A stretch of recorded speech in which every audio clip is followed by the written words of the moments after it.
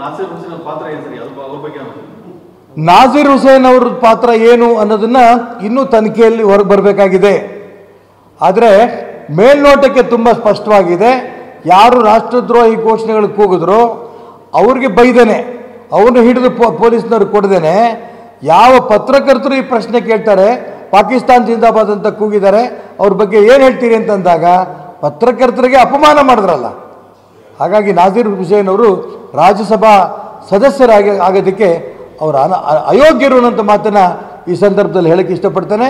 ಮತ್ತು T V ಮಾಧ್ಯಮಗಳಿಗೆ, ಪತ್ರಿಕಾ ಮಾಧ್ಯಮಗಳು ಪಾಕಿಸ್ತಾನ್ ಜಿಂದಾಬಾದ್ ಅಂತ ಕೂಗಿರೋದ್ರ ಬಗ್ಗೆ ಕ್ರಮ ತಗೋಬೇಕು ಅಂತ ಒಂದು ರೀತಿಯ ಪತ್ರಿಕಾ ಸ್ವಾತಂತ್ರ್ಯ, ವಾಕ್ ಸ್ವಾತಂತ್ರ್ಯವನ್ನು ಸಂಪೂರ್ಣ ಸದುಪಯೋಗ ಮಾಡಿಕೊಂಡಂಥ ಟಿ ವಿ ಮಾಧ್ಯಮಗಳಿಗೆ ಮತ್ತು ಪತ್ರಿಕಾ ಮಾಧ್ಯಮಗಳಿಗೆ ನಾನು ಅಭಿನಂದನೆ ಸಲ್ಲಿಸ್ತೇನೆ. ಆ ಟಿ ವಿ ಮಾಧ್ಯಮ, ಪತ್ರಿಕಾ ಮಾಧ್ಯಮಗಳು ಕೂಡ ಈ D K Shivakumar and company ನೀವು ಭಾರತೀಯ ಜನತಾ ಪಾರ್ಟಿ ಪರವಾಗಿದ್ದೀರಿ, ನೀವು ಸುಳ್ಳು ಹೇಳ್ತಾ ಇದ್ದೀರಿ ಅನ್ನೋಂಥ ಮಾತನ್ನು ಪತ್ರಿಕೆಗಳ ಮೇಲೆ, ಟಿ ವಿ ಮೇಲೆ ಆಪಾದನೆ ಮಾಡಿದ್ರಲ್ಲ, ಆ ಇಡೀ ದೇಶದ ಪತ್ರಿಕಾ ಮತ್ತು ಟಿ ವಿ ಮಾಧ್ಯಮದವ್ರ ಹತ್ರ ಕ್ಷಮೆ ಕೇಳಬೇಕು.